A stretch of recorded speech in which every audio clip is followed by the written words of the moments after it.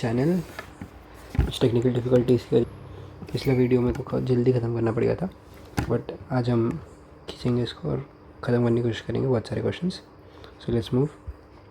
47 से शुरू करें हमको। तो with reference to revenue collection by Cornwallis consider the following statements. तो इसके अंदर समथिंग फिशी वॉज देयर, जो मैंने अभी नोटिस करा, मतलब अभी जब सेकेंड टाइम पेपर रिवाइज करा था तब मैंने ये चीज़ नोटिस करी। तो यहाँ पे फर्स्ट स्टेटमेंट है, अंडर यादवारी system the revenue collection by the presents were exempted from the revenue payment in the case of bad harvest. तो पहली बात तो ऐसा कहा जाता था, but it was not return something या फिर ऐसा कुछ कि हमेशा ही होगा, ज़रूरी नहीं था। ठीक है, ये एग्जाम भी किया जा सकता है और नहीं भी किया जा सकता है। दूसरा ये चीज़ है कि ryotwari settlement was not started by Cornwallis, it was start by Hector Munro. ठीक है, और ये वेलेस्ली के टाइम पे चालू किया गया था। तो हेक्टर मुनरो इन मद्रास में चालू किया गया था। तो दिस इज वैसे ही गलत हो जाता है स्टेटमेंट। दूसरा statement, the permanent settlement Bengal zamindar अगर ज़मींदार फेल करता है to pay the revenue to the state before the fix date he would be removed. इसको तो हम सनसेट क्लॉज बोलते हैं कि अगर सनसेट के पहले आप नहीं दे पाए तो आपको हटा दिए जाएंगे। ठीक है, अब कुछ इन्फॉर्मेशन अगर हमने इसके बारे में देखें तो ज़मींदारी सिस्टम के बारे में बता दिया मैंने। हेक्टर मुनरो चालू किया था। ठीक है, मद्रास में चालू किया था मेनली। परमानेंट सेटलमेंट कॉर्नवालिस का था। इसके अलावा एक और जो सिस्टम था वो महलवारी सिस्टम था, और महलवारी सिस्टम जो है वो अपने बेंटिक ने चालू किया था। ठीक है, विलियम बेंटिक ने। तो बस इतना याद रखना है, बाकी तरह कुछ नहीं है। और ये कॉर्नवालिस का परमानेंट सेटलमेंट बंगाल वाले में था, ये मद्रास में था, और बाकी जो विलियम बेंटिक करेगा वो यूपी वाले रीजन में रहेगा। Next question, question 48, consider the following statements. There are no parables in Upanishad. तो पैराबल्स का मतलब होता है फिलॉसफी। तो ये उस टाइम पे मुझे पैराबल्स का मतलब नहीं पता था, मैंने वहाँ पे देखा भी, but still I made this wrong. तो पैराबल्स मतलब होता है philosophy, and we know that Upanishad are full of philosophy. Philosophy पे ही तो किताबें हैं उपनिषद, तो ये तो स्टेटमेंट वैसे गलत हो जाता है। दूसरा, उपनिषद वर कंपोज्ड अर्लियर देन पुराण। तो यस, ये भी पता है हमको, उपनिषद पहले पुराण बाद में आए। उपनिषद जो है वो लेटर वैदिक टाइम्स में कंपोज किए गए हैं, और पुराण हमको पता है कि गुप्ता एज में कंपोज किए गए हैं, है ना। तो इसलिए ये सारा करेक्ट हो जाता है, 2 ओनली इसका आंसर होगा। ठीक है, उपनिषद बेसिकली मॉरल कोड्स के ऊपर किताबें हैं, फिलॉसफी पे ज़्यादा बातें होंगी। रिचुअल्स इसके अंदर मेंशन नहीं किए गए थे। जैनिज़्म बुद्धिज़्म भी उपनिषद के कुछ कॉन्सेप्ट्स के को फॉलो करेंगे। ठीक है, तो उपनिषद इंपॉर्टेंट बुक्स है। और पुराण आर बेसिकली स्टोरीज़। तो जो वैदिक गॉड थे, जो वैदिक गॉड जो उनकी स्टोरीज़ जो है पुराण में लिखी गई थी, और ये गुप्ता पीरियड में कंपोज किए गए थे। ठीक है, तो ये सारी इन्फॉर्मेशन ध्यान रख लेना। Next question is 49, consider the following statement. India is the member of international grain council. ठीक है, होगा भाई, देख लेते हैं आगे। A country needs to be a member of international grain council for the exporting of rice and wheat. तो मतलब राइस और वीट एक्सपोर्ट करने के लिए आपको इंटरनेशनल ग्रेन काउंसिल का पार्ट होना पड़ेगा। मतलब ये तो बहुत ही ज़्यादा वियर्ड सा स्टेटमेंट है ना, कि किसी कंट्री को अगर ज़रूरत के लिए एक्सपोर्ट करना है या फिर किसी को अगर ख़रीदना होगा तो फिर किससे खरीदेगा अगर वो मेंबर नहीं हुआ तो this is very vague statement, तो इसलिए गलत जाएगा। This is true. Okay, India member हो सकता है ग्रीन काउंसिल का। अब इंटरनेशनल ग्रीन काउंसिल के बारे में कुछ चीज़ जान लेते हैं। ठीक है, तो इंटरनेशनल ग्रीन काउंसिल एक मल्टी कंट्री का ऑर्गेनाइजेशन है, इंडिया इसका मेंबर है। ठीक है, उसके अलावा ये मार्केट ट्रांसपेरेंसी और फूड सिक्योरिटी जैसी चीज़ों पर काम करता है, और इसका हेडक्वार्टर्स जो है वो लंदन में है। ठीक है, तो बस यही सब है। और UN या फिर WTO का मेंबर नहीं है, मतलब WTO UN से रिलेटेड नहीं है। Next question is which one of the following is the latest inclusion in the intangible heritage culture. तो ये करंट अफेयर्स का क्वेश्चन है। इसके अंदर चाहू डांस, दुर्गा पूजा, गरबा और कुंभ मेला का ऑप्शन था। तो garba dance is the correct option, जो 2023 में ऐड किया गया था। 23 या 24 में गया था, आई गेस 24 में था। ठीक है, अब इन सब डांस के बारे में थोड़ा बहुत जान लेते हैं। तो चाऊ डांस क्या होता है? ये एक डांस होता है जिसमें मार्शियल डांस टाइप का होता है, मास्क लगा के इसमें डांस किया जाता है। दिस इज़ द इमेज मैंने जो लगाई है, चाऊ डांस की है। ठीक है, झारखंड, ओडिशा और बंगाल वाले रीजन में परफॉर्म किया जाता है। उसके अलावा इसका रामायण और महाभारत के एपिसोड्स परफॉर्म किया ज़्यादातर डांस के अंदर आप देखोगे कि रामायण महाभारत परफॉर्म किया जाता है। उसके अलावा अलग अलग इंस्ट्रूमेंट जैसे रीड पाइप हो गया, मोहरी हो गया, शहनाई हो गया, ढोल हो गया, ये सब यूज़ किया जाता है इसके अंदर। ओके, और ये भी इंटेंजिबल कल्चर हेरिटेज साइट के अंदर पहले से ही आता है। दुर्गा पूजा अश्विन मास में मनाई जाती है। ठीक है, दुर्गा पूजा के बारे में पता ही, वेस्ट बंगाल में, झारखंड में, वैसे तो पूरे इंडिया में मनाई जाती है, और ये भी इंटेंजिबल कल्चर है। गरबा भी हो चुका है, गुजरात का एक डांस है ये। और कुंभ मेला जो है वो अभी रिसेंटली हुआ था। प्रयाग, हरिद्वार, नासिक और उज्जैन में होता है। ठीक है, उज्जैन में शिप्रा है, नासिक में गोदावरी है, हरिद्वार में गंगा है। ठीक है, और प्रयाग में भी गंगा यमुना सरस्वती का संगम है। 144 ईयर्स में महाकुंभ होता है, जब 12 साइकिल्स ऑफ कुंभ जो है वो कंप्लीट हो जाते हैं, जो अभी प्रयागराज में हुआ था। ठीक है, तो ये भी एक इंटेंजिबल कल्चर हेरिटेज साइट है। इसके अलावा और भी बहुत सारी इंटेंजिबल कल्चर हेरिटेज साइट है, जैसे कि वैदिक चैंटिंग हो गया, और इसके अलावा वो जो हमने डांस देखा था पिछली बार, मणिपुर संकीर्तन, वो डांस भी इसके अंदर आता है। तो बहुत सारे हैं, आप देख लेना इसको जाके। ठीक है, अब आगे बढ़ते हैं। हाँ, तो टोटल फर्टिलिटी रेट इनमें से कौन सा है, डिफाइन कैसे करोगे? तो the number of childrens born per 1000 people of the population in a year, तो ये तो बर्थ रेट होता है भैया, 1000 पीपल के हिसाब से कितने लोग पैदा हुआ है, that is birth rate. The number of children born to a couple in their lifetime in given population. ठीक है, उसके बाद the birth rate minus death rate, तो birth rate minus death rate करोगे तो नेचुरल ग्रोथ रेट आ जाएगा आपका, तो this is also not true. The average number of live births to a woman would have been by the end of year by her child bearing age के end तक, तो this is the correct option. Average number of live birth of women गिना जाता है, ना कि couple. ठीक है, तो ये कैमोफ्लेज टेक्निक है, पता ही है आपको कि जब दो एक जैसे ऑप्शन दिखे तो उनमें से ही कोई एक सही होता है, ऐसा हर बार ज़रूरी नहीं है। ठीक है, मैं कुछ केसेस वहाँ पर दिखाऊंगा जहाँ पे ऐसा नहीं होता है। ठीक है, तो this is not couple, this is women. उसकी चाइल्ड बेयरिंग एज के अंदर कितने कितने हैं वो होते हैं, चिल्ड्रन होते हैं उसको। इसका ही एक रिलेटेड कॉन्सेप्ट है total fertility rate, required replacement rate. ठीक है, इसके अंदर क्या होता है कि जो आपका टोटल फर्टिलिटी रेट अभी इंडिया का करंटली जो है 2.0 है according to NFS national family health survey 5, but आपने चाहिए कितना रहता है अपने को 2.1। This is called the replacement rate, क्योंकि 2 बच्चे पैदा होंगे 2 माँ बाप के उसमें, ठीक है, रिप्लेसमेंट में, प्लस 0.1 हम मान लेते हैं कि अगर अनफॉर्चुनेट डेथ हो जाए किसी की तो उसके लिए 2.1 होता है, हमारा 2.0 पे चला गया है। इसके बाद consider the following. In India non banking financial companies जो है वो एक्सेस कर सकती है लिक्विडिटी एडजस्टमेंट फैसिलिटी, LAF बोलते हैं इसको, window of the Reserve Bank of India, तो दिस इज़ नॉट ट्रू, नहीं कर सकते। LAF जो है वो रिजर्व होता है किसके लिए, हमारे शेड्यूल कमर्शियल बैंक्स के लिए, SCBs, और उसके अलावा स्मॉल फाइनेंशियल बैंक्स और इन सब चीज़ों के लिए रिजर्व होता है। होता क्या है LAF, तो LAF फैसिलिटी बेसिकली रेपो के लिए की जाती है, रेपो रिवर्स रेपो के जितने भी लोन्स दिए जाते हैं उसके लिए जो पोर्टल होता है वो आपका LAF का होता है, लिक्विडिटी एडजस्टमेंट फैसिलिटी के पोर्टल में रखा जाता है। Indian foreign institutional investors can hold government securities, तो ऑफकोर्स रख सकते हैं, कोई दिक्कत नहीं है। Indian stock exchange can offer separate trading platform for debts, रख सकते हैं भाई, उनकी मर्जी।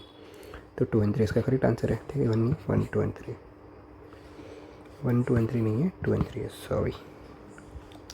Okay, so next question. In India, which of the following companies can trade in corporate bonds and government securities? तो इंश्योरेंस कंपनी कर सकती है, ऑफकोर्स कर सकती है, कोई दिक्कत नहीं है।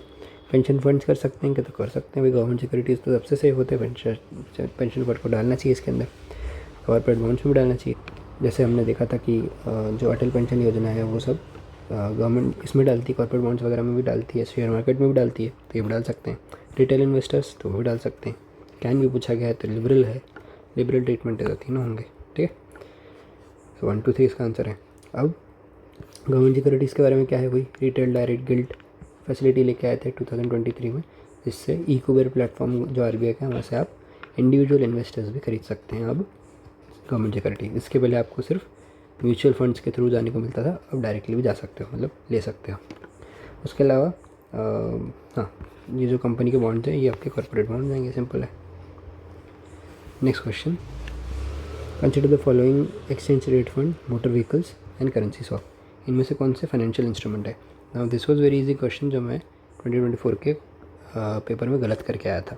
ठीक है, तो इसका बहुत सिंपल आंसर है कि एक्सचेंज ट्रेडेड फंड तो ठीक है, ETF हमको पता है क्या होता है कि जब गवर्नमेंट, जैसे मेन हमने देखा था भारत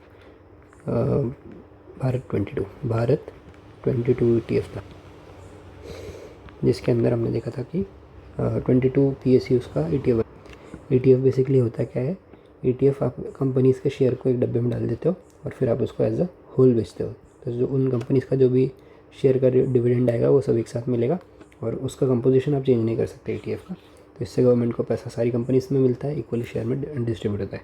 तो ये चीज़ ETF किसी गवर्नमेंट कंपनी का भी और प्राइवेट का भी बना सकते हैं, बट मेनली गवर्नमेंट के लिए चलता है।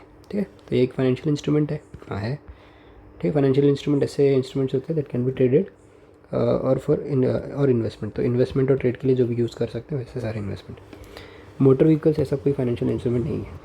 हमको पता है मोटर व्हीकल्स हमारी गाड़ी है भाई, वो कैसा उसको आप ट्रेड वगैरह के लिए यूज़ थोड़ी करते हो, इन्वेस्टमेंट थोड़ी करते हो उसके लिए। तो डिप्रिशिएटिंग एसेट है ना, कार हो गया, घर हो गया, ये सब चीज़ें डिप्रिशिएटिंग।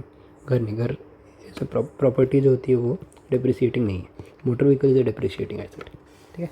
करेंसी स्वैप क्या होता है बेसिकली कि दो कंट्रीज़ जो हैं वो एक दूसरे के साथ एग्रीमेंट करती है कि हम आपको आपकी करेंसी में पे करेंगे या फिर लोन लेंगे या फिर व्हाटएवर, और फिर हम जब रिटर्न करेंगे तो वो आपकी करेंसी करेंगे। तो जैसे रूपी रूबल एग्रीमेंट आपने सुना होगा। तो रूपी रूबल जैसे इंडिया ने बोला था कि हम रशिया को पे करेंगे इन रूपी सॉरी, तो हम रशिया को पे करेंगे इन रूपी, तो रशिया के पास में रुपया आ जाएगा और रशिया हमको रूबल में पे करेगा, तो हमारे पास रूबल आ जाएगा। फिर हम बाद में जब लोन मतलब ये लोन चुकाने के लिए हमने ऐसे पे कर दिया, और अगर हमको रशिया के से यहाँ से कुछ सामान खरीदना तो हमारे पास में पहले से रूबल है, हम उस रूबल का यूज़ करके हम रशिया से इंपोर्ट मंगवा लेंगे। सेम चीज़ रशिया भी कर सकता है। तो this is currency swap agreements. ये कंपनीज़ के बीच में भी होते हैं और इंडिविजुअल्स या इनके बीच में भी हो सकते हैं, गवर्नमेंट्स के बीच में भी हो सकते हैं। ठीक है, तो वही चीज़ है। तो फाइनेंशियल इंस्ट्रूमेंट मैंने बताई दी है कि ऐसी चीज़ें जो ट्रेडेड या फिर इन्वेस्टमेंट्स के लिए यूज़ की जाती है। इसके अंदर आपके बहुत सारे टाइप्स आते हैं, जैसे कि डेट में हो सकता है बॉन्ड, ट्रेजरेबल्स, डिवेंचर्स, कंपनी के फिर इसके बाद इक्विटी में शेयर्स आते हैं, डेरिवेटिव्स में फ्यूचर ऑप्शन स्वैप्स, तो ये स्वैप्स नहीं है, अलग स्वैप है। इसके अलावा फॉरेक्स में करेंसी स्वैप आता है और हाइब्रिड में कन्वर्टेबल बॉन्ड्स आते हैं। ठीक है, तो ये इन्फॉर्मेशन देख ली हमने इसके बारे में। आगे बढ़ते हैं। With reference to sectors of India consider the following pairs, economic activity और सेक्टर्स दिए हुए हैं। तो ये भी क्वेश्चन मैंने गलत कर दिया था, विच शुड नॉट हैपन। तो इसको थोड़ा, तो इसके अंदर क्या है, पहले तो स्टोरेज ऑफ एग्रीकल्चर प्रोड्यूस। तो स्टोरेज करना तो एक सर्विस है, तो सर्विस कायम होगी टर्शरी, सेकेंडरी नहीं है, टर्शरी है। डेयरी फार्म जब प्राइमरी एक्टिविटी सबको पता है, प्राइमरी सही है। मिनरल एक्सप्लोरेशन, अब मुझे उस टाइम पे लगा था कि मिनरल एक्सप्लोरेशन एक सर्विस है, इसलिए ये टर्शरी में आएगा, that's why I marked it correct. But actual में मिनरल एक्सप्लोरेशन एक प्राइमरी एक्टिविटी है, ठीक है, टर्शरी नहीं है, तो ये गलत होगा। तो मिनरल एक्सप्लोरेशन गलत हो गया टर्शरी के लिए, और वीविंग क्लॉथ तो सेकेंडरी है क्योंकि ये मैन्युफैक्चरिंग है। तो 1 और ये 2, मतलब 4th और 2nd, तो ओनली 2 इसका आंसर होगा, ओनली 3 आंसर नहीं होगा। ठीक है, दिस इज रॉन्ग। तो ऐसी गलतियाँ नहीं करना है, ध्यान रखना है इन सब चीज़ों पे। सिंपल क्वेश्चन से गलत नहीं होने चाहिए। उसके अलावा next question is consider the following materials, agriculture residue, corn grains, waste water treatment sludge और वुड मिल वेस्ट, इनमें से कौन सा यूज़ किया जा सकता है to make sustainable aviation fuel. अब एक यूपीएससी की टेक्निक है कि जो भी इमर्जिंग टेक्नोलॉजीज़ होती है ना, इमर्जिंग टेक्नोलॉजी या फिर कोई इमर्जिंग टेक्नोलॉजी के अलावा अगर ये जैसा होता है अपना इन्वायरमेंट से रिलेटेड क्वेश्चंस होते हैं, जो इसके अंदर थोड़ा ऑप्टिमिस्टिक क्वेश्चन किए जाते हैं कि can be done applications of emerging technologies. याद रखना, इमर्जिंग बोल रहा हूँ मैं, इसी चीज़ को मैं आगे निगेट करके दिखाऊंगा आपको। तो वैसे क्वेश्चंस में ज़्यादातर सारी चीज़ें सही होती है। ठीक है, तो इस लॉजिक से भी इसका आंसर 1 2 3 4 बनता है, और मैंने उसी लॉजिक से लगाया था और एक्चुअल में सही है कि ये जो सस्टेनेबल एविएशन फ्यूल है, ठीक है, जो अपने प्लेन्स में डलता है, प्लेन में आज मतलब जो अभी नॉर्मल में वो होता है एविएशन फ्यूल, जो केरोसिन होता है, हाई ग्रेड का केरोसिन होता है, तो वो सस्टेनेबल नहीं होता है, तो उसके लिए हमने सस्टेनेबल एविएशन फ्यूल लेके आए। तो वो किसी से बना सकते हैं, एग्रीकल्चर रेसिड्यू, कॉर्न ग्रेन, जिससे हमने बायोटेक्नोलॉजी में जो पढ़ा है बायोफ्यूल्स, उसी टाइप का बायोफ्यूल है ये। और बायोफ्यूल में हमने पढ़ ही चुके हैं कि फर्स्ट जनरेशन, सेकंड जनरेशन होते हैं, थर्ड जनरेशन होते हैं, फोर्थ जनरेशन होते हैं। तो उसके अंदर ही जो फूड क्रॉप से बनाते हैं वो फर्स्ट जनरेशन है, फिर एग्रीकल्चर वेस्ट से जो बनाते हैं वो सेकंड जनरेशन है। This is basically agriculture residue second generation, food crop से first generation, waste water treatment this is second generation, और वुड मेस भी सेकंड जनरेशन। तो ये आ ही जाएगा बायोफ्यूल में, सिंपल क्वेश्चन है। फिर भी मैं सही क्या था वाला। 57 with reference to physical capital in India economy, Indian economy में consider the following pairs, item और कैटेगरी दी हुई है। Farmer flow, working capital. अब सुनो, वर्किंग कैपिटल क्या होता है, वर्किंग कैपिटल ऐसा होता है, ये पैसा वो पैसा होता है जो आपको रॉ मटेरियल्स खर्च करने में, मतलब रॉ मटेरियल्स परचेस करने में, या ऐसी चीज़ जो बार बार आपको ख़रीदनी पड़ेगी, जैसे रॉ मटेरियल हो गया या फिर कोई भी ऐसी चीज़ जो बार बार खरीद, ट्रांसपोर्टेशन होती है, उसके अंदर आपको यूज़ होगा, तो ऐसा प्रोडक्ट को हम बोलते हैं वर्किंग कैपिटल। और फिक्स कैपिटल क्या होता है, कि वो पैसा है जो आपको ऐसी चीज़ों में इन्वेस्ट करोगे जो एक बार आपके पास में आ गई तो फिर उसको एक्स्ट्रा पैसा उसमें डालने की ज़रूरत नहीं, जैसे मशीन्स हो गया, लैंड हो गया। तो जो भी कैपिटल वाली चीज़ें हैं, जो आपको कैपिटल एसेट रहेगी आपकी, वो सब आएगा फिक्स कैपिटल में, ठीक है। अब इसी लॉजिक से सॉल्व करो। फार्मर कप लो, क्या वो एक वर्किंग कैपिटल है क्या? नहीं, एक बार ख़रीद लिया तो ख़रीद लिया, तो फिक्स हो गया ये, this is round. Computer fix capital है, हाँ फिक्स कैपिटल है। यान जो वो यूज़ कर रहे हैं वीवर्स बनाने के लिए, क्लॉथ बनाने के लिए, तो यान तो बार बार ख़रीदना पड़ेगा, it is not fix capital, it is working capital. Petrol is also working capital, बार बार ख़रीदना पड़ेगा, तो आंसर क्या होगा? 2 करेक्ट है, ओनली 2 करेक्ट है। ये ज़रूर देख लेना करेक्ट लिख जाएगी इनकरेक्ट, कभी कभी यहाँ भी गलती हो सकती है, नॉट नहीं दिखा तो। Next question is which one of the following word phrases is most appropriately use to denote, definition पढ़ो, an interoperable network of 3D virtual worlds that can be accessed simultaneously by millions of users who can exert property rights over virtual items, ठीक है। तो ये तो हमने पढ़ा है यार मेटावर्स के बारे में, हमने इलॉन मस्क और मार्क ज़करबर्ग को बातें करते हुए सुना था इस सब की 3D वर्चुअल वर्ल्ड होगा, वर्चुअल आइटम्स की आपके ऊपर राइट्स होंगे, है ना। एक मूवी भी आई थी अगर देखी हो, रेडी प्लेयर वन, है ना। तो मैंने वो मूवी देखी थी जिससे मुझे ये सब चीज़ें पता थी। बाकी वैसे न्यूज़ में भी बहुत था ये, तो हमने पढ़ा ही था, बट देखने का भी अच्छी मूवी है रेडी प्लेयर वन। इसके अलावा कुछ है कि इसमें पढ़ने लायक? नहीं। बिग डेटा तो बताइए, बिग डेटा का एनालिटिक्स, एक्स्ट्रा कुछ है नहीं। वर्चुअल मैट्रिक्स कोड है जो डिफाइन करता है वर्चुअल वर्ल्ड को, ठीक है, और कुछ नहीं है। With reference to rules imposed by the Reserve Bank of India while treating the foreign banks, consider the following statements. क्या है भाई? तो there is no minimum capital required for wholly own bank subsidiaries in India. ऐसा होगा क्या कि बाहर से कोई कंपनी आएगी, मतलब बाहर से कोई फॉरेन बैंक आएगा इंडिया में, और उसके लिए कोई मिनिमम कैपिटल ही नहीं रखा जाएगा? अरे इंडिया में कोई बड़ा बिजनेसमैन अगर वो खोलता है बैंक, ऐसे तो बिजनेसमैन को खोलना अलाउड नहीं है, बट इवन इफ़ कोई इन्फ्लुएंशियल पर्सन है जो बैंक खोल रहा है, उसको तक रखना पड़ता है मिनिमम कैपिटल बैलेंस। तो कोई बाहर से आ जाएगा उसका हम इतना भरोसा कर लेंगे? तो नहीं। उसके अलावा for wholly own banking subsidiaries in India at least 50% of the board members जो है इंडियन नेशनल्स होने चाहिए। सही है भाई, होने चाहिए, कि बाहर से कंपनी ओन्ड है तो इंडिया के लिए कंट्रोल तो कुछ रहना ही चाहिए उसके अंदर, ताकि इंडियंस का पैसा लॉस ना हो उसके अंदर। This correct, two only. तो ऐसे क्वेश्चंस में ना आपका थोड़ा रिस्क फैक्टर भी होता है कि कितना आप ले सकते हो, ठीक है। तो जितना आप लोन लेने की कोशिश करोगे इसमें रिस्क, उतना ज़्यादा अच्छा रहेगा छोड़ना वाले ऐसे क्वेश्चंस को, क्योंकि 50% ये गलत करके आप 50% आंसर तक पहुंच चुके हो, तो अब आप पीछे नहीं मुड़ सकते। With reference to corporate social responsibility rules in India, consider the following. CSR rule specify the expenditure that benefit the company directly and its employ will not be considered as CSR activities. सही है, अगर आप CSR के नाम पे अपने ही employees का भला कर रहे हो, उनको अच्छी अच्छी चीज़ें दे रहे हो, ठीक है, और फिर उसको CSR में दिखा रहे हो, तो फिर तो क्या मतलब रहा? आप तो लॉयल्टी बढ़ा रहे हो बस, CSR जैसे तो कुछ कर नहीं रहे हो, कोई सोशल रिस्पॉन्सिबिलिटी है कि नहीं आपकी? नहीं है। Second, CSR do not specify minimum spending rules. अच्छा, तो फिर मैं 10 रुपये का नोट बनाता हूँ, 10 रुपये की नोटरी बनाता हूँ और बोल देता हूँ कि मैंने CSR कर दिया, है ना, ये तो गलत हो जाएगा, तो ये तो गलत है। तो आंसर क्या हो गया? Only one.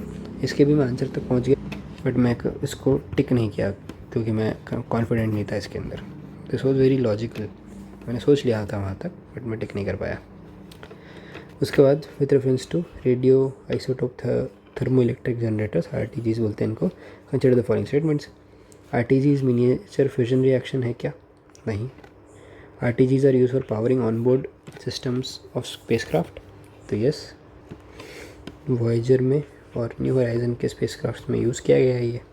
RTG can use प्लूटोनियम-238 which is the by product of weapon development, तो दिस इज़ करेक्ट, यूज़ कर सकते हैं, प्लूटोनियम कर सकते हैं use. Answer will be 2 and 3, ठीक है। इसके बारे में मुझे उस टाइम पे ज़्यादा पता नहीं था। और दिस इज़ बेसिकली वही थर्मो इलेक्ट्रिक जनरेटर होता है ये, जिसमें आप रेडियो आइसोटोप यूज़ करते हो। It is not a fission reactor, आप इसमें सिर्फ रेडियो आइसोटोप यूज़ करते हो, होता ही थर्मो इलेक्ट्रिक ही है, ठीक है। और ये RTGs can use plutonium-238 which is a by product of weapon development. तो हाँ, जो वेपन डेवलपमेंट करते हैं तो plutonium-238 इसमें से बच जाता है, तो उसको आप यूज़ कर सकते हो RPG के अंदर। It's a tough question. So the next question is consider the statement 1, giant star जो है वो live much longer than dwarf stars. ठीक है भाई, देखते हैं। Compare to dwarf stars, giant stars have greater rate of nuclear reactions. अब ध्यान से समझो इस क्वेश्चन को।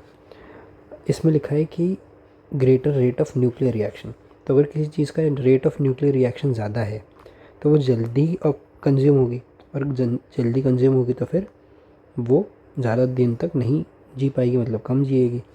तो इस स्टेटमेंट के हिसाब से जाइंट स्टार का रेट ऑफ न्यूक्लियर रिएक्शन ज़्यादा है, तो इसका मतलब giant star will not live much longer than dwarf star. But ये स्टेटमेंट तो कह रहा है कि star live much longer than dwarf star. ठीक है, अब ये मत बोलना कि ये सब उस वहाँ पे कैसे याद आएगा, आ जाएगा। यही तो प्रैक्टिस है, यही तो PYQ सॉल्व करना है। तो ऐसे करोगे तो ये मैंने वहीं पे लिखा है, ये मैंने बाद में नहीं लिखा है, या वहीं पे लिखा है कि if the rate is high then it should burn fast. ये कॉन्ट्राडिक्टरी स्टेटमेंट्स है। ठीक है, और जैसे आपको ये चीज़ पता चलती है कि कॉन्ट्राडिक्टरी है, आपके आंसर्स बन जाते हैं या तो C या तो D, क्योंकि इनमें से या तो ये सही होगा या तो ये सही होगा। अब वहाँ तक पहुँचने के लिए आपको थोड़ा बहुत जानकारी पता होनी चाहिए कि ड्वार्फ स्टार्स क्या होता है, जाइंट स्टार क्या होता है। जितने भी जाइंट स्टार्स होते हैं ना, रेड जाइंट बोल लो या फिर जाइंट स्टार्स हो गया, या जो स्टार्स जो ब्लैक होल बनते हैं, चंद्रशेखर लिमिट के ऊपर वाले जो स्टार्स होते हैं, वो सारे स्टार्स होते हैं जो जिनके अंदर न्यूक्लियर रिएक्शन का रेट जो है फास्ट होता है। जाइंट स्टार्स में हमेशा फास्ट न्यूक्लियर रिएक्शन होगा और वो कम जिएंगे। तो ये जो बोल रहा है giant star live much longer, ये गलत होगा। ये स्टेटमेंट सही है कि जाइंट स्टार का न्यूक्लियर रिएक्शन फास्ट होगा, ये दिस हैपन्स, और जाइंट स्टार जो है वो मच लॉन्गर जीता है, तो ये गलत हो जाएगा। तो ये गलत हो जाएगा, तो आपका आंसर आ जाएगा स्टेटमेंट D। ठीक है, तो इसलिए याद है, रेड जाइंट हो गया, जाइंट स्टार हो गया, ये सब लोग they don't live much longer but they have faster nuclear reactions. क्योंकि जितना ज़्यादा मटेरियल होगा किसी स्टार में, उतने ज़्यादा फ्यूजन रिएक्शंस होंगे ना, क्योंकि उतनी हीट प्रोड्यूस होगी, वो heat in turn will help more fusion reactions. ठीक है, समझ रहे हो ना फ्यूजन रिएक्शंस का क्या होता है। तो उसी बेसिस पे आप ये चीज़ करोगे। ठीक है, तो ऐसे लगाना ये क्वेश्चन। और इसके पहले भी PYQs में स्टार से रिलेटेड आ चुके हैं, तो स्टार से रिलेटेड जितनी भी थ्योरीज वगैरह थोड़ी बहुत पढ़ते हुए जाना। नेक्स्ट क्वेश्चन, 22 मिनट्स का वीडियो हो चुका है, तो 63 से हम नेक्स्ट वाले वीडियो में करेंगे। एनीथिंग अगर आपको कुछ पूछना हो, आपको पर्सनल मेंटरशिप गाइडेंस वगैरह कुछ भी चाहिए हो, तो you can comment, then I will DM you, और टेलीग्राम लिंक में नीचे छोड़ दूँगा, उसके आप आके मुझे मैसेज भी कर सकते हैं। Okay, so till then keep preparing. Thank you so much, good bye.